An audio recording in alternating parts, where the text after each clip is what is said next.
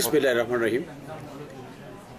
France অবস্থানরত বাংলাদেশি ভাই বোনেরা, আপনারা জেনেছেন ইতিমধ্যে বাংলাদেশকে ফ্রান্স সরকার সেফ কান্ট্রি হিসেবে ঘোষণা করেছে এবং ঘোষণার পরিপ্রেক্ষিতে বাংলাদেশ থেকে যারা রাজনৈতিক সামাজিকভাবে নির্যাতনের শিকার হয়ে মানবাধিকারের দেশ ফ্রান্সে এসে রাজনৈতিক আশ্রয় গ্রহণ করার জন্য এসেছেন, তারা বিপাকে পড়েছেন। তাদের স্বার্থে, তাদের সাহায্যার্থে বাংলাদেশের জনগণের প্রাণপ্রিয় সংগঠন প্যারিসে অবস্থিত বাংলাদেশ সমিতির উদ্যোগে আগামী 29 তারিখে যে সভার আয়োজন করা হয়েছে, সেই সভা সম্পর্কে আপনাদের সামনে এখন বক্তব্য রাখবেন এই সমিতির সম্মানিত সভাপতি এবং এই ফ্রান্সের সাধারণ মানুষের প্রাণপ্রিয় নেতা ডক্টর আব্দুল মালিক। বিসমিল্লাহির রহমানির রহিম। ফ্রান্স বিশ্বের দরবারে মানবাধিকারের দেশ হিসাবে পরিচিত। ফ্রান্স সরকার বাংলাদেশকে সেফ কান্ট্রি ঘোষণা করেছে, যা আমরা জানি একটি বেঠিক সিদ্ধান্ত। আমরা তার প্রতিবাদ করছি।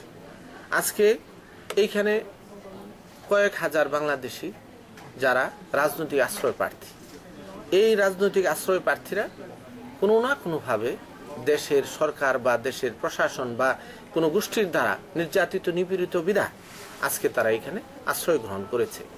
কাজেই আজকে এই আশ্রয় প্রার্থীদেরকে এই সিদ্ধান্তের, সরকারি সিদ্ধান্ত বা আইনের আলোকে এইখানকার প্রশাসন বিভিন্নভাবে হ্যস্তন্যস্ত করছে, ধরপাকড় করছে এবং তাদেরকে বাংলাদেশে ব্যাক করাচ্ছে।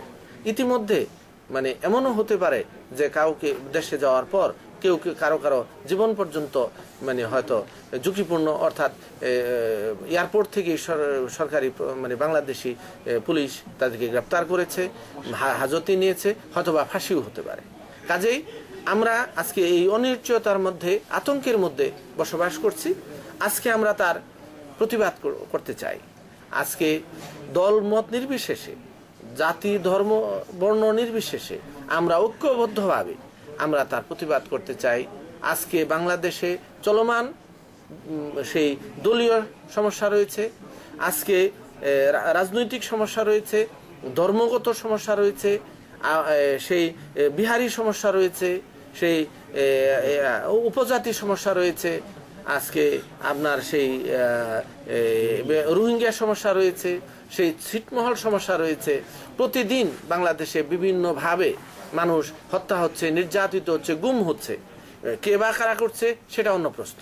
কাজে আজকে সেই ক্ষেত্রে আজকে আমরা বাংলাদেশের এই সার্বিক চিত্র তুলে ধরে আমরা এই সরকারের কাছে তুলে ধরতে চাই। এই সরকারের স্বরাষ্ট্র মন্ত্রণালয়, প্রধানমন্ত্রীর মন্ত্রণালয় এবং রাষ্ট্রপতির কাছে আমরা তা ডকুমেন্টারি তুলে ধরতে চাই।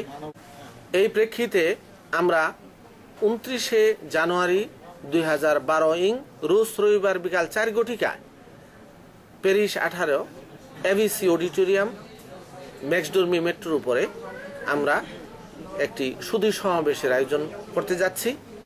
উক্ত সমাবেশে আপনারা সবাই আমন্ত্রিত, দল মত নির্বিশেষে এবং সুচিন্তিত মতামতের ভিত্তিতে মত বিনিময়ের মাধ্যমে আমরা আগামী দিনে কর্মসূচি নির্ধারণ করব, ঘোষণা করব।